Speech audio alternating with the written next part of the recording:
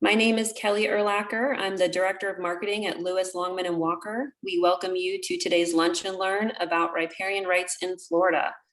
Before I introduce our speakers, I want to make sure everyone is aware that we are recording today's session, so we ask that you stay on mute and also keep your video turned off. We also ask that you please hold your questions until the end of the presentation. During the Q&A session, feel free to use Zoom's chat feature to submit your question. Richard, if you want to move to the next slide, I'll go ahead and introduce our speakers today. First up will be Andy Bauman. He will be discussing the two cases that you see listed here on your screen. Andy is based out of LLW's West Palm Beach office. His practice focuses on civil and administrative litigation concerning environmental, coastal, sovereignty, submerged lands, natural resources, and land use law. For over 25 years, Andy has represented clients in permitting and enforcement matters, docks and marinas, riparian rights, water rights, and private property rights. Next, we'll be hearing from Richard Green. Richard works out of our St. Pete office and has extensive experience in the areas of development litigation, including real estate, environmental, land use, construction, and contracts. And finally, we'll be hearing from Kevin Hennessy. Kevin is the shareholder in charge of our St. Pete office. He is a founding member of the firm, and his practice focuses on the litigation of environmental, governmental, and land use matters in federal, state, administrative, and appellate courts. Kevin has over 35 years of experience representing clients in permit and enforcement issues, coastal construction, sovereign lands and riparian rights matters, land development, property rights, water rights, and wetlands issues.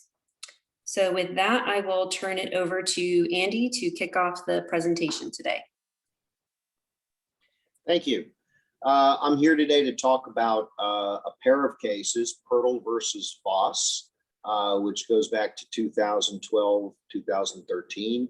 And the Buccaneer Condominium Association versus Great American Life Insurance Company, which we affectionately refer to as the Buccaneer versus the Sailfish Marina. So both of the cases I'm going to talk about today treated together form kind of a body of law that deal with whether a riparian owner's use, which occurs wholly inside of their own riparian area, can nevertheless be found to interfere with the riparian rights of the neighbor. The cases are helpful really in viewing them in contrast to one another. So in both of the cases I'm going to be talking about here, the actual location of the riparian line was not in dispute. Everybody agreed where it was. And in both cases that I'm going to talk about here, the location of the docks, pilings, lifts, the mooring areas of boats were all located within each party's respective riparian area. And yet both of these cases yielded basically opposite outcomes. So first is the Pirtle versus Voss case. You can see the Pirtle and Voss properties on the first slide here. Mr. Pirtle's property is located here in the highlighted area as lot 7, and you can see a dock, an L-shaped dock off of the Pirtle property. Mr. Voss's property is the vacant lot below it that's labeled number 8 with an L-shaped dock as well. First of all, a fact to bear in mind that had some bearing on the conflict itself was that both the Pirtle and Voss lots are only 50 feet wide. Therefore, the familiar 25-foot setback that everybody has to deal with in designing their docks under 1821.0043 didn't apply here. These properties were less than 65 feet wide. So each neighbor actually has a 0 setback in this scenario. Pirtle's dock was there and Voss's dock was there before the dispute arose. Pirtle's dock included 3 slips on the south side of the dock here for boats to moor, pointing toward Voss's dock. Voss, his dock was there, and he had traditionally moored his boat on the opposite side.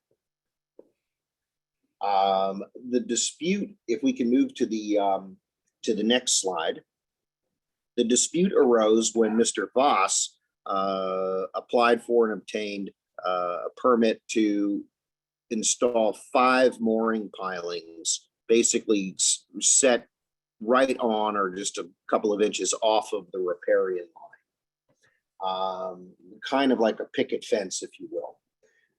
The effect was to leave only a 7.5-foot gap between these pilings and Pirtle's existing pilings and Pirtle's existing dock for boats to get through and into this mooring area that you see there. It also had the effect of preventing boats from being able to pivot and maneuver in and out of these slips right here. Voss obtained the exemption, claiming that he wanted to moor his 38-foot boat on this side of the dock.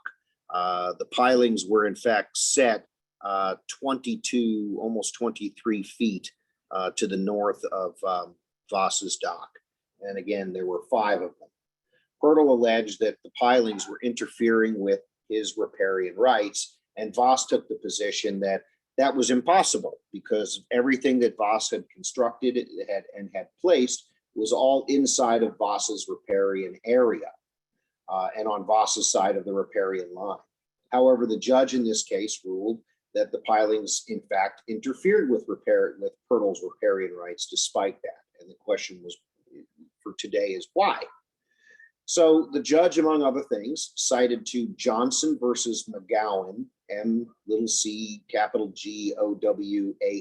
which is a fairly well-known appellate court case that holds that a riparian owner's use of the waterfront remains subject to the reasonable uses of the adjoining riparian neighbors. And when a dispute arises, the court's aim is to give each owner fair and reasonable access and opportunity to the channel.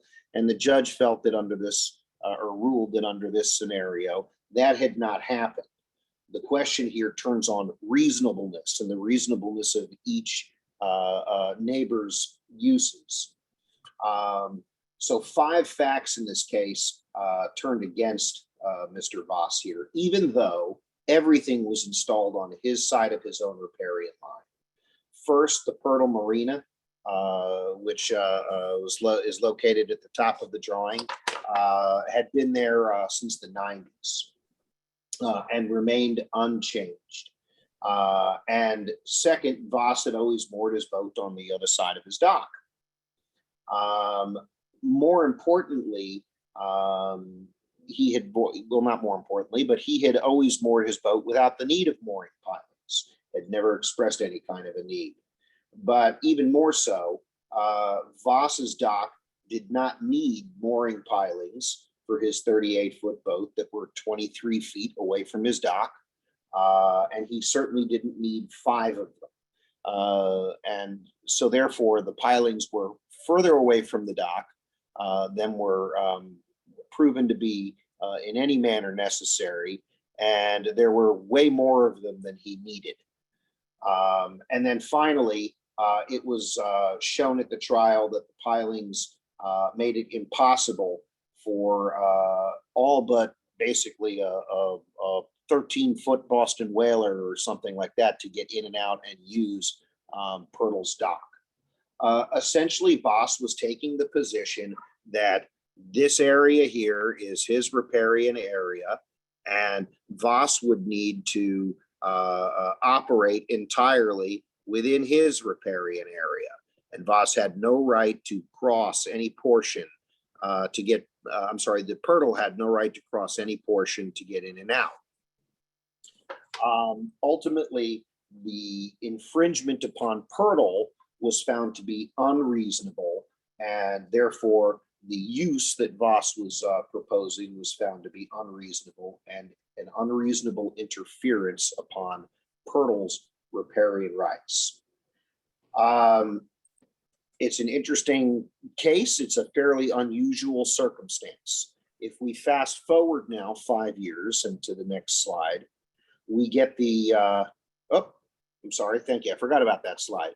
So that shows what the pilings themselves actually did. And I mean, you could almost, imagine barbed wire going from the pilings across it. There was no need, it was found, for those pilings to be that far out and for there to be that many of them to moor any kind of a boat that Voss could propose to use. So now let's fast forward 5 years and one slide forward here. And this brings us to the second case, the Buccaneer versus Great American Life Insurance Company, also known as the Sailfish Marina. So just by way of indication, the Buccaneer is up here at the top and the Sailfish Marina is down here at the bottom. The Sailfish Marina has multiple docks and continues off of the photograph. In this case, the Buccaneer was occupying Pirtle's position. The Buccaneer dock, as shown here, has been here since 1958. It's a grandfathered structure. It was brought under lease in 1998 through the grandfathering program. And it is virtually unchanged, very much like Pirtle's dock. The Sailfish was somewhat like Voss. The Sailfish had a dock down here that was installed in about 1986. As you can see, it's a double loaded dock and boats were pointed in both the north and the south direction, both using this waterway or aisle and this waterway or aisle to ingress and egress from the property. Both parties, they were deemed to be commercial or multi-use or multifamily residential. Both docks had submerged land leases, and all of the structures and activities were within the riparian line, which was absolutely agreed to by the parties.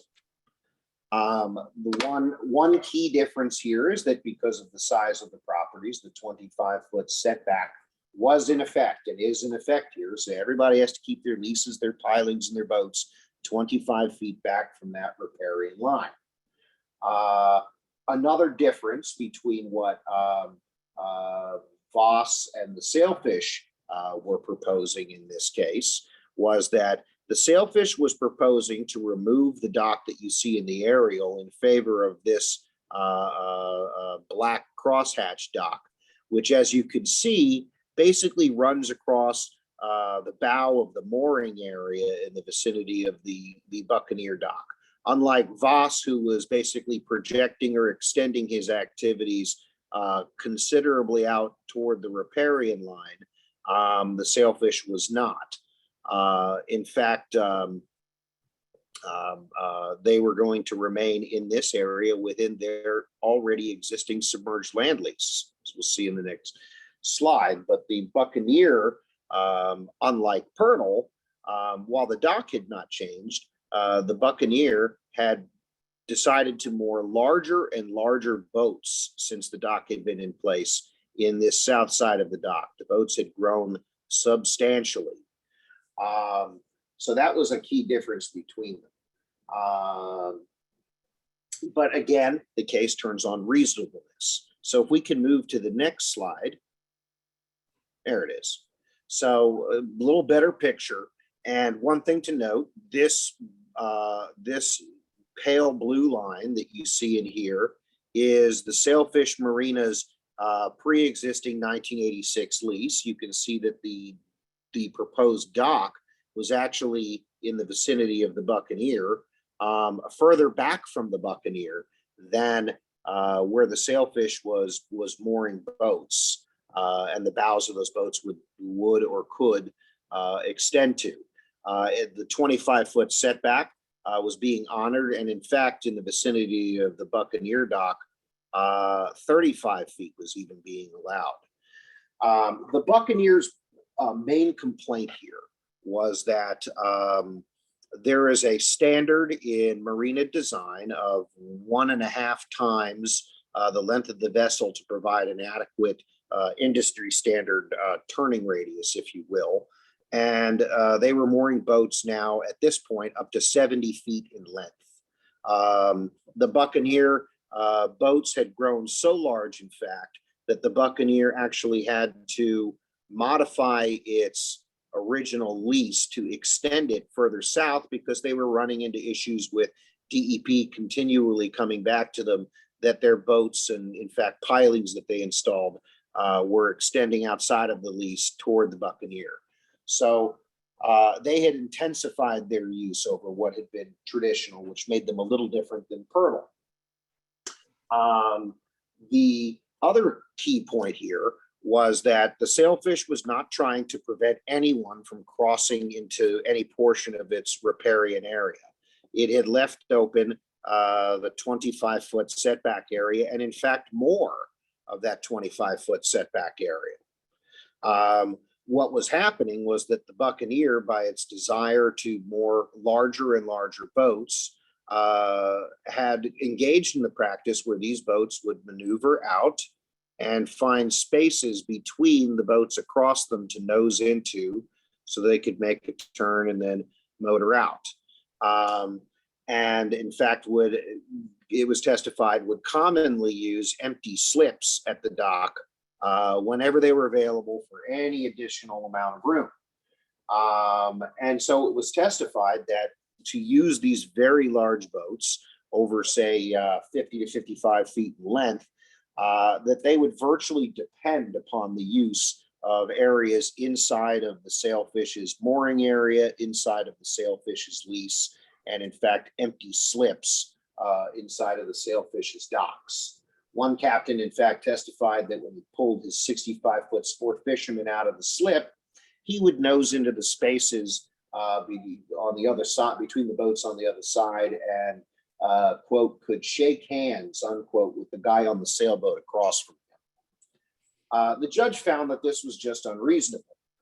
It was proven at hearing that the Buccaneer could moor boats up to 50, even 55 feet in this location without having to depend upon that shaded yellow area to get in and out.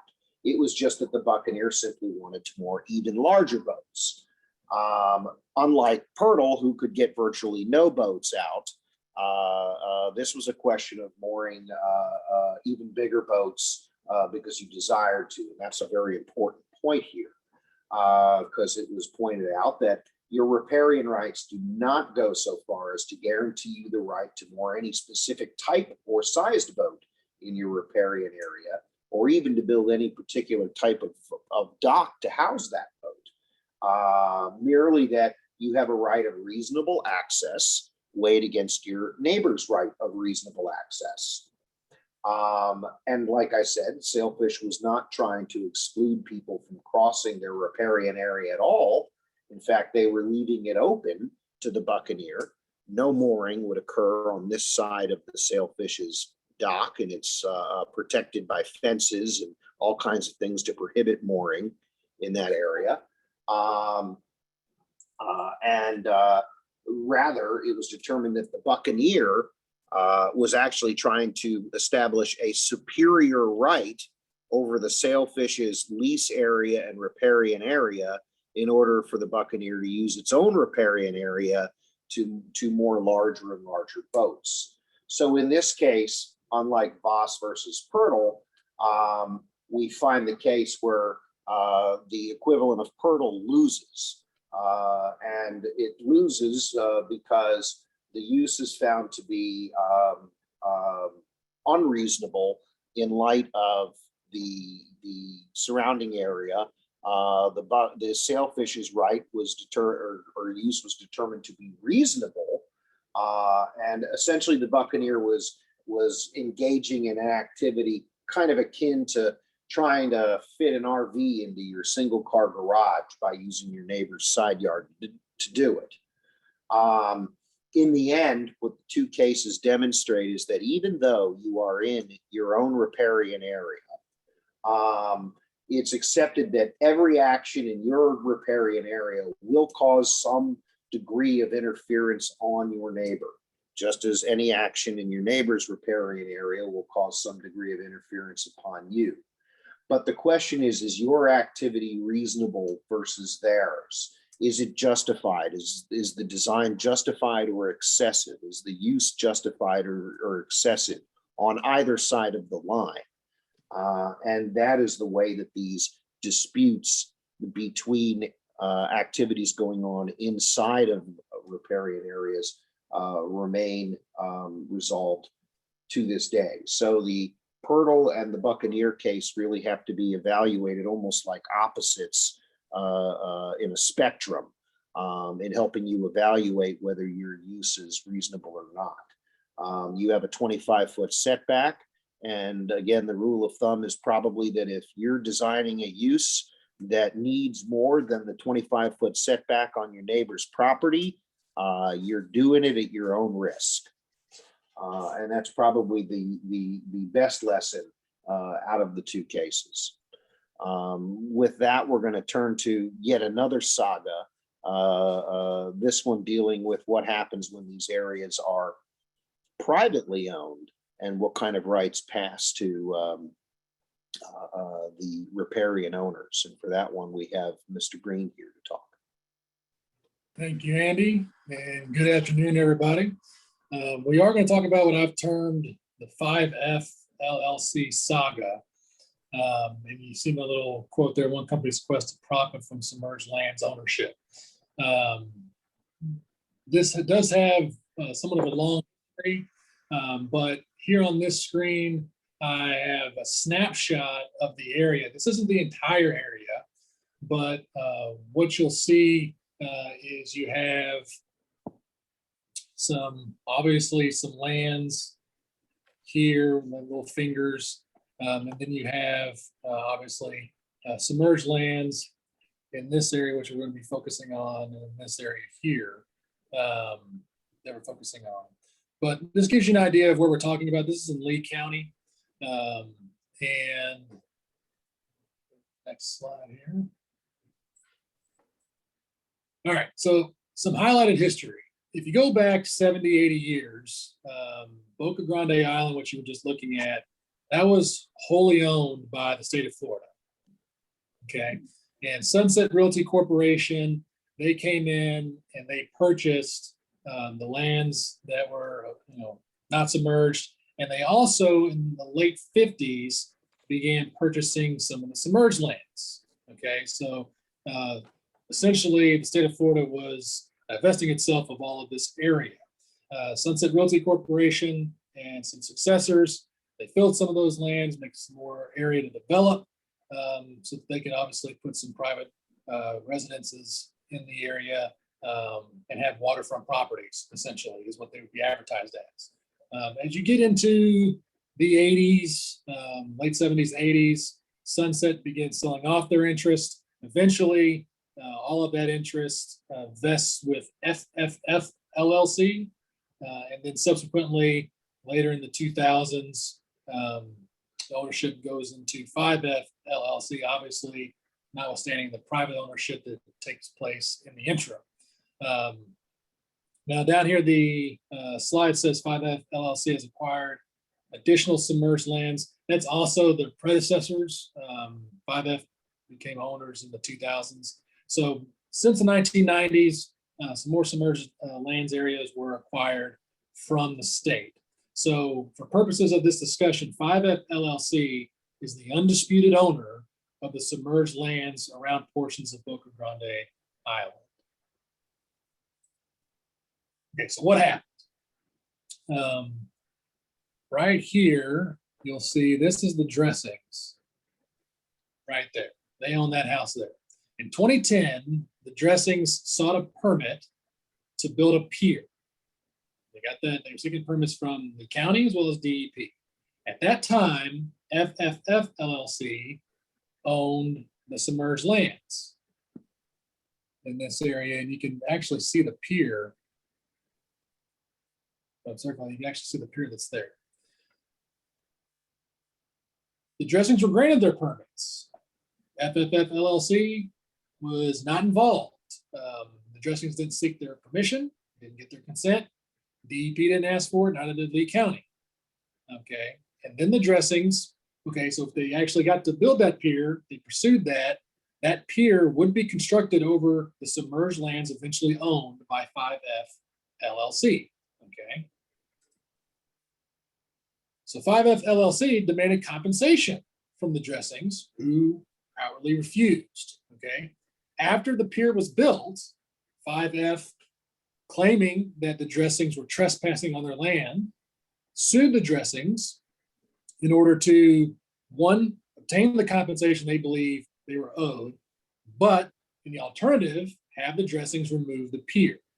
The basic claim, as stated, was that it was trespass, and also that the Dressings were interfering with 5F's ownership of the submerged lands. They did not go into great detail as to how there was interference, but that wasn't necessarily something that was overly disputed either by the Dressings, only that 5F they weren't necessary in the permitting process, nor was permission needed from 5F for the Dressings to obtain their pier. The Dressings won at the trial court level, and here in this aerial, you can see the pier out here to, again, this is the Dressings' home, and obviously this is the pier. The Dressings won at the trial court level, went up to the second DCA, and the law coming out of that case was that the Dressings held certain riparian rights as upland owners, regardless of whether submerged lands were owned by the public or privately owned. This included the right to wharf out or build their pier over 5F's submerged lands. Now, in that case, in the appellate court opinion, there was certain language written in that opinion where the court stated that the right to wharf out extended up to but not beyond the low water mark. That's going to be important for later. But on appeal, the Dressings still won, and so they got to keep their pier where it was. But that was the end of this saga, undeterred, and actually during the Dressing litigation and beginning from my research before the Dressing litigation, 5F had a campaign where they were notifying upland owners in the area that if they wanted to utilize the area above 5F submerged lands, they would have to basically rent it from them, pay money, or they could purchase the submerged lands from 5F. And several upland owners did just that. They either rented the area, paid 5F a fee so they could obtain a dock or a pier, something equivalent, or some upland owners actually purchased the submerged lands from 5F, except for the Hawthorns. The Hawthorns refused and sought a dock permit from DEP as well as Lee County. And it was their intention to go ahead and proceed with building that dock. 5F was made aware of both permit applications and got themselves involved. They wanted DEP to acknowledge not only their ownership, but that 5F should have been consulted and requested permission to utilize that area. And the same thing with Lee County. Interestingly enough, neither DEP nor Lee County seemed to agree.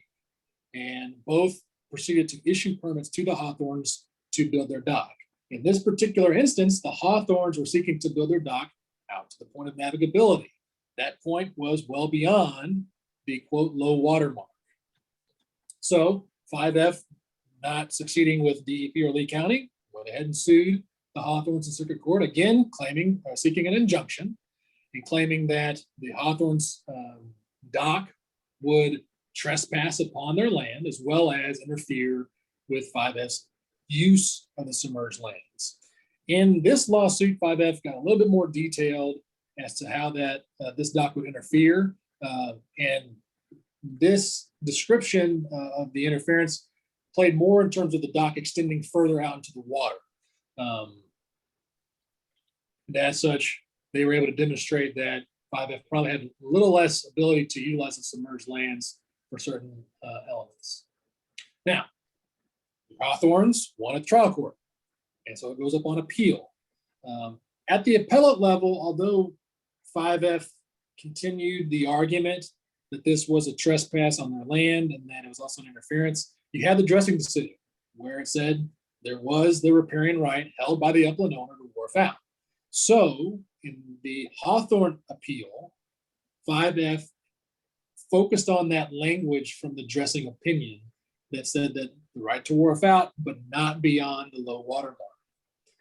The second DCA reviewed that language and the argument being made by 5F. However, they nonetheless ruled that the Hawthorns has held a right as upland owners to build their dock extending to the point of navigability, again, regardless of whether or not the submerged lands were publicly or privately owned. So there are some other takeaways. I mentioned the issue of the low water mark. The court reviewed that language and they weren't crystal clear either. They looked at that language as dicta, which means it's just extra wording in an opinion but doesn't actually hold precedential value, or it was fact specific to the dressings. Remember, the dressings were building a pier, the Hawthorns were seeking a dock. They obviously serve different purposes. I tend to think the way in which the Hawthorne opinion was written, that the court was looking at that language as fact specific. So if I were to move forward and have other cases that were similar to this issue, I would treat the dressing, I would give the dressing matter a little bit more attention. If I had facts more like the dressings, if I was looking at more of a dock case, then I would read the Hawthorne opinion to determine how far you can extend out or where your rights begin and end. They rejected 5F's interpretation outright that the dressing opinion was a prohibition on wharfing out beyond the low water mark. Okay, but the main point I wanted to make from the Hawthorne case, reviewing the dressing map, is that when the state took ownership of the submerged lands, they were held in trust for the people of Florida, okay, or held in trust for the public. So when those submerged lands are transferred into private ownership, that ownership will not be allowed to trump or interfere with riparian rights of upland owners. Stated another way, if those lands are transferred into private ownership, the private owner only gets what the state of Florida had in the first place, just like real estate that's not submerged lands. You're not going to get a broader ownership of property, compared to what the state of Florida had. Moreover, since these lands are held in the public trust, that's what the private owner essentially is going to take. Now, what that means in terms of what you could do with that property in 2021 and beyond, I don't have an opinion on that right now, but the last takeaway, those submerged land property rights, they are subordinate to that of the public trust. I do see a question that came through the chat. We will address that here shortly, but first, I'm going to toss it over to the esteemed Kevin Hennessy. Very nice, Richard. Well, my talk's going to jump off from what Richard was leaving off with and dealing with the issues of private ownership versus state ownership and the state's claims of having a public trust, a public responsibility for maintaining public access and public use to waters that they deem are waters of the state. So this dispute was one that we represented a development in Osceola County called Harmony, and it concerned two lakes, Buck and Cat Lake, which were really the cornerstones, keystones of the community. And as you can see in this picture depicting Buck and aerial depicting Buck and Cat Lake, the community is developing along the shores of those lakes, and those lakes are centerpieces to the development. So if you go to the next slide, Richard. So part of the law that we're dealing with, the issues of riparian rights and the ownership of the ability for private ownership of lakes is found in chapter 253 section 1.141 of the Florida statutes, which defines riparian rights. So statute defines riparian rights in Florida, and it discusses that riparian rights are incident to lands bordering on navigable waters, that those rights include ingress, egress, boating, bathing, fishing, and others defined by law. And the others we've been talking about already, which is the ability to wharf out, to build a dock. The statute specifically states that the riparian rights are not proprietary, and they are in fact inseparable from the riparian land, the land bordering navigable waters. Now, sections 2 and 3 of 253.141 discuss private ownership of lakes and the transfer of title from the state to private ownership, and specifically holds that in two different circumstances, that lakes, ponds, swamps, and overflowed lands that are conveyed to private individuals without reservation of public rights will no longer be considered sovereign lands. And it also discusses that non-meandered lake bottoms are privately owned if conveyed by the trustees over 50 years ago without any deductions or reservations, and that the owner, the private owner, has been paying taxes on those lands. Now, this section 253.141 is going to come up later in the dispute that we were dealing with the state over Buck and Cat Lake. So if you go to the next slide.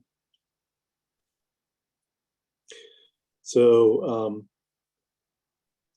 Buck Lake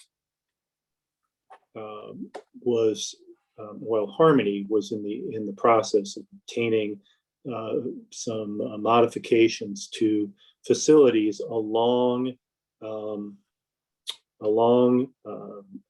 Buck Lake, and they were going through a permitting process with the Water Management District, South Florida Water Management District at that point.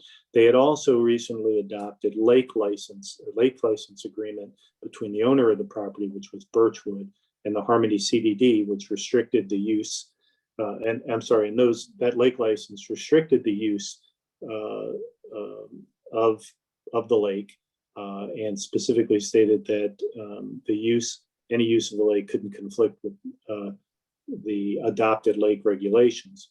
And those regulations specifically limited access to Buck Lake to members of the Harmony community, their residents and guests.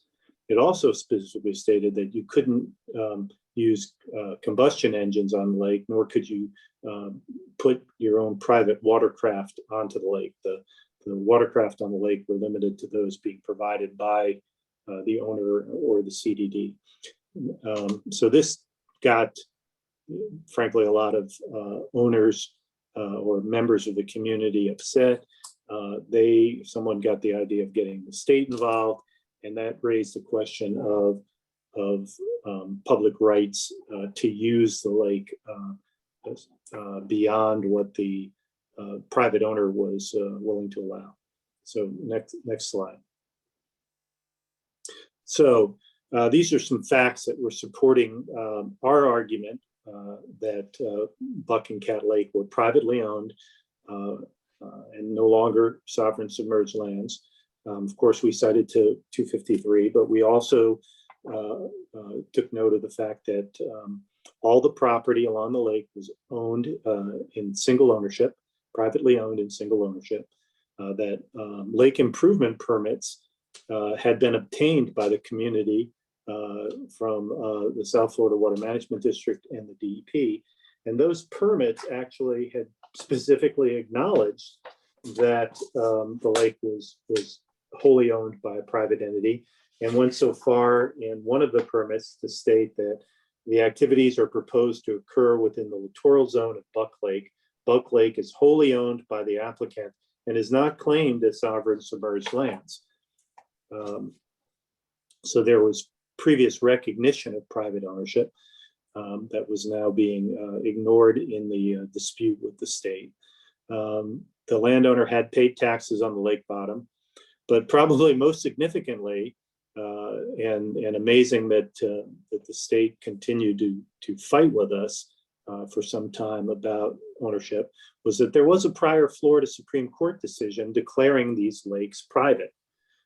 Very rarely does an attorney have an opportunity to cite to a Supreme Court case on all fours, particularly literally dealing with the same piece of property at issue. So if you go to the next slide, we'll talk about that case. That case was Osceola County versus Tripoli Development Company, and it was a Supreme Court case from the 1950s. And it evidenced the long history of people public trying to get access to these lakes. And at that time in the 50s, what was driving it, and it's literally in the Supreme Court opinion, was that Buck and Cat Lake were good fishing holes. And the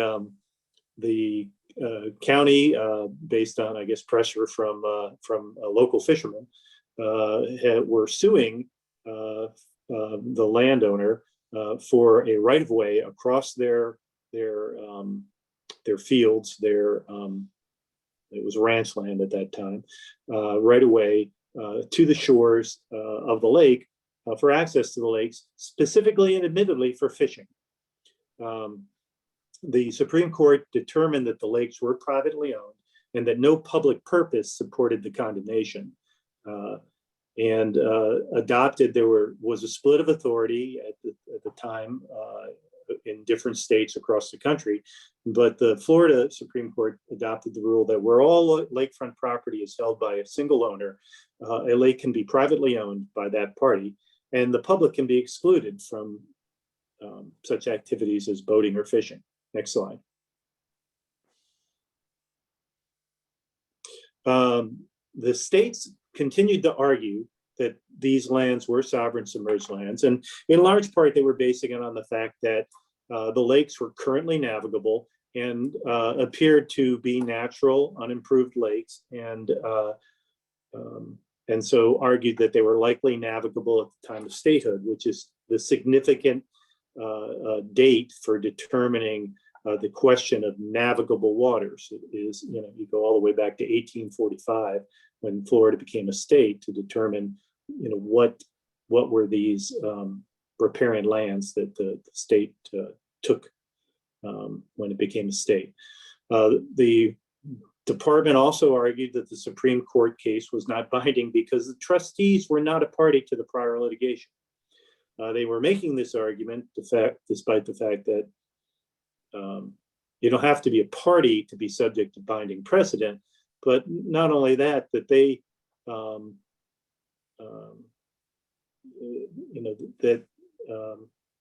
that they had actually specifically used the case in citing for authority, as I'll discuss later, in other cases of disputed sovereign submerged lands.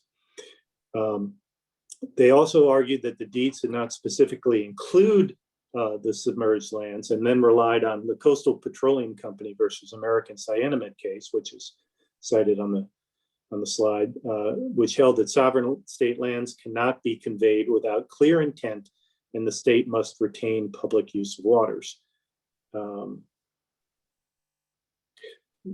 So again, that was kind of going at what Richard was talking about, that the state does have a responsibility to maintain public rights of use over navigable waters.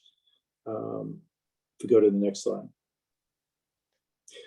Now, we had several arguments to rebut the state claims. First of all, that when you went to the historic archives, you could find that these Buck and Cat Lake were not meandered. And again, the question of whether a lake is meandered creates a presumption or not. If the lakes are not meandered, then the presumption is that the lakes weren't navigable at the time of statehood.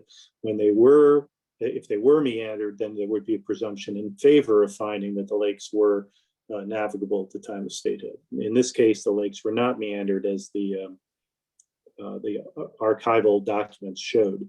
We go to the next slide. The other arguments we made were that the deeds transferring the property specifically stated that they were with the intention that to drain and develop the lands conveyed. We also argued that the state had consistently used the Osceola County versus Triple E development case as precedent in other sovereign submerged lands decisions. So they knew that it was good law and it was binding precedent and had never been overturned. And finally, the American Cyanamid case dealt with rivers, not lakes. Now, if you remember when we discussed 253 earlier, I was citing to it, it was specifically stating that the circumstances where lakes could be privately owned. In the American Cyanamid case, it dealt with that same statute and noted that in American Cyanamid, they were dealing with a river, not lakes. So the statute did not apply. Here, we're dealing with lakes. So next slide. So how did we resolve this case? Well, the case was settled. Eventually, the department did determine that they could issue a certificate of private ownership, but we had to elevate and elevate and elevate until we finally were dealing with the general counsel of the department and the secretary of the DEP that serve as the trustees or the authority. They handled matters for the trustees. The trustees are, of course, the governor and cabinet. In any event, Section 92.16 Florida statutes provides that certificates of the Board of Trustees can be issued and shall be considered prima facie evidence of the facts certified. They can be admissible in evidence in all state courts. They can be recordable in deed books where the land is located and have the same force and effect as a deed for all purposes. So we felt fairly confident for our client that with the state's issuance of a certificate of private ownership, that the issue of the fact that Buck and Cat Lake were privately owned would be put to bed forever, and there would not be the need for any further litigation of that question. Next slide.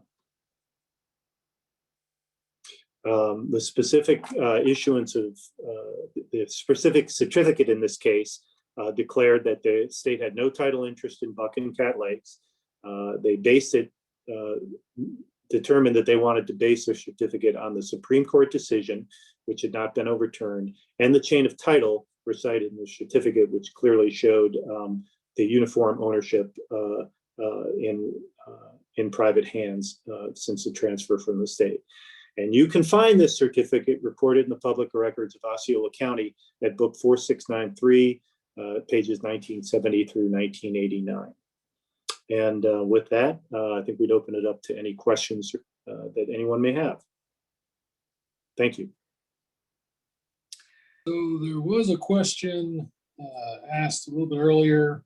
Have any property owners that paid 5F for the right to use the submerged lands asked for their money back or threatened to sue for their money back based upon the latest court decision? I don't know if they have done that, but if you pay 5F money to allow your dock to go in as a rent as opposed to purchasing the submerged lands, my assumption there is you're pretty much paying 5F not to challenge your dock permit, not to sue you. So I don't think you're going to get that money back, as you know they held up their end of the bargain not to challenge it. But I do believe if the campaign were to continue, there might be an issue there if they continue trying to get people to rent the area from them so they don't challenge anything. I think that the new case would probably have something to say about that. Let's follow a question to that. The first one, any thoughts on how 5F versus Hawthorne case may impact the filling of former submerged land? How is the public trust impacted if the entire submerged parcel is filled? That's one of the things I think in terms of the idea or the allure to purchasing submerged lands would be to fill them so that you have more area to call real estate and develop. So I think that that's still a viable option to do that. I don't think that the Hawthorne case does anything to prevent that. I think that's a issue between the submerged landowner and the appropriate agencies. You know, if you go back far enough, that was the major issue of selling off submerged lands, was to fill them and develop them. So I don't think that the addressing Hawthorne matters impact that at all. And then finally, I saw. Is the question directed toward, for example, the scenario of if 5F came back and decided to fill its remaining submerged land after the fact, or is it just the filling of submerged land generally? I didn't ask the question. I'm only answering the question. Then what I'm saying. I see the quote in the chat, just generally. Because I think the more interesting scenario comes if you have the 5F type party that has partially filled and sold off lots, still owns some submerged land, and decides to try to fill that later. And then the owners along the water argue that that filling will destroy their riparian rights. I think that's kind of the next fight that's going to be coming. You're almost like a beach renourishment. You're going to go, you know, the courts found that I have riparian rights, and you're going to basically obliterate them. The only thing I can think of to avoid that at the moment would be if the 5F type entity, when it sold those waterfront lots, expressed in the deed that they didn't include riparian rights or somehow limited them in some way to prevent the rights from passing to the waterfront lot in the deed. Otherwise, they're going to presume to pass. But I see that being the next fight, is what if somebody with private land decides that they want to fill it and make use of it, rendering the existing upland landlocked. Okay, we have a couple of more questions. Do you recommend endorsement on title policy of waterfront homes to protect owners? Richard, you want to start with your thoughts on that? Yeah, my assumption here is that a purchaser buying a waterfront home gets the endorsement in order to ensure or highlight, identify, if you will, that this particular piece of property comes with riparian rights. My response to that is, I doubt you're going to get a title company to do that, because that's riparian rights are not the equivalent of fee simple ownership in land. They are tied directly and only tied directly to a waterfront piece of property. So, and going to Andy's point, if for some reason the waterfront property no longer became waterfront, meaning the submerged lands contiguous with the upland were privately owned, and then those submerged lands were no longer submerged, that would mean that the upland owner is no longer an upland owner. And I don't see a title company taking that risk. No, it's actually, it's actually very common that the titles that get issued do not, they specifically exclude any commitment with regard to riparian rights. Now, in the case that I had, the Buck and Cat Lake, the title policy did spell out the existence of riparian rights because of the single ownership and the ownership of the lake bottom, which the title company warranted as well. So in that circumstance, we were also able to turn around and get the title company to pay our legal fees in dealing with that challenge from the state. The next question is, did you want to add anything, Andy? No, I was agreeing with you on that. Okay. The last question is, can a property owner of two adjacent lots sell one lot and keep the riparian rights of the lot sold by that owner. These lots are on a river. So I'll start by saying it's very common for a developer to develop a piece of property and distribute riparian access or riparian rights throughout the community, so that lands that are, say, broken up into lots, and so now you have lots that are, instead of having one large riparian or lot with a riparian frontage, you created, say, 10 lots, 5 of which are off the water. Oftentimes you will create rights to use that water in the property that no longer has waterfront. But if what you're suggesting is that that the owner somehow divests the riparian land of riparian rights, and keeps them separate from the property, that is not permissible, as indicated by the statute. The riparian rights have to run with some property that, at least where it was at some time riparian. At least that would be my take on it. Andy, Richard? Yeah, I was gonna illustrate the example here. In between the two blue lines, let's pretend that that's one lot, and it's riparian. So there are riparian rights that are tied to that upland property. But the question's asking if you then, these are two separate lots. The owner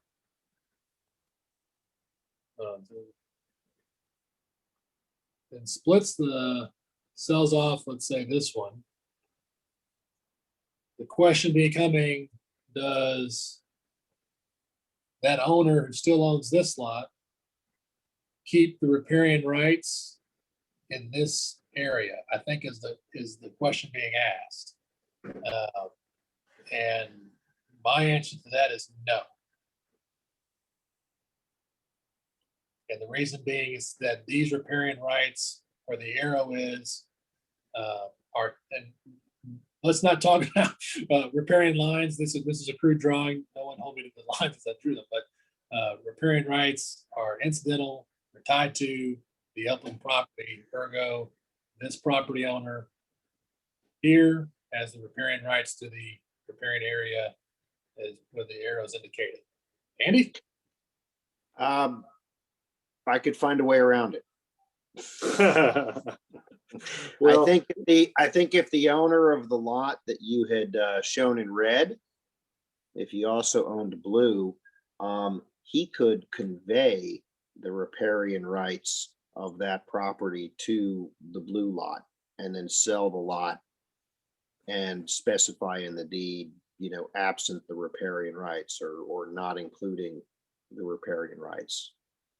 And I've seen that done. well, and I don't think That wasn't the question. I don't think you can disembody the riparian rights.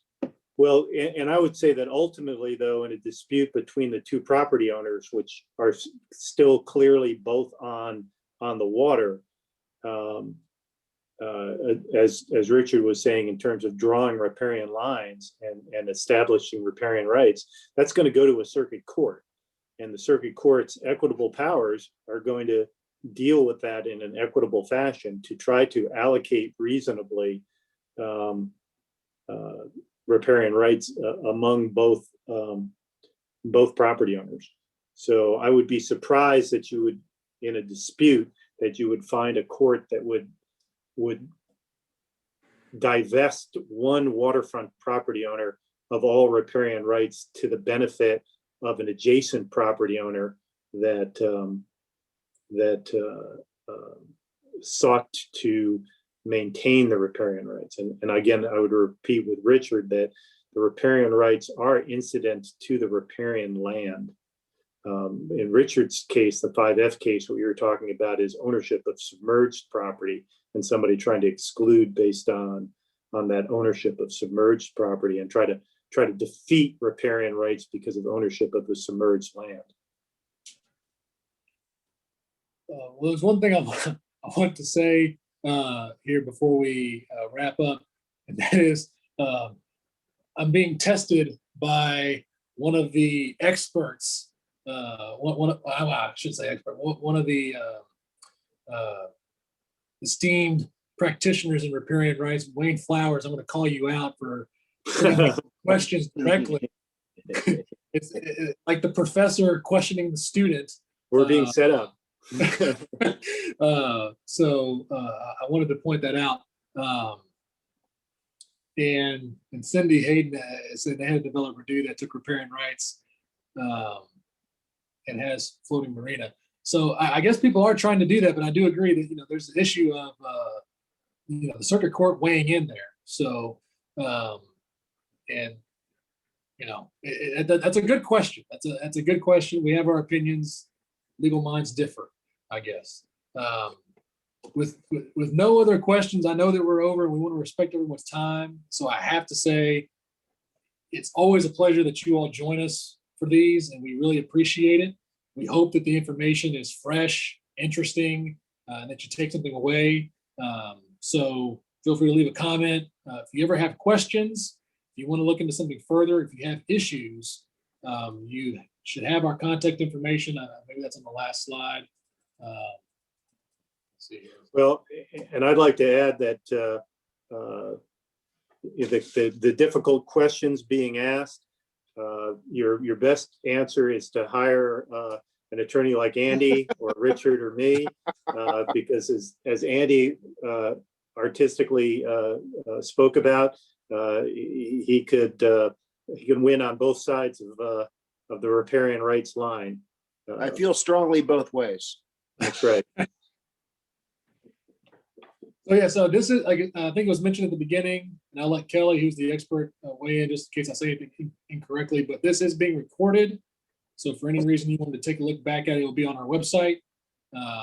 Or if you hear of anybody who wants to take a look at it, again, it'll be on our website. With that, I think that I'm going to be quiet, and Kelly, you can take us out. Thank you, Richard. Yeah, thank you again to all the presenters today, and thanks everyone listening today for all of your wonderful questions. Like Richard said, feel free to email our attorneys directly if you have any additional questions. You can also email us at info@llw-law.com. We will be sending out a recording of today's session along with a brief survey. And if you have any other questions, just let us know. We really appreciate your time, and we hope you have a wonderful day today.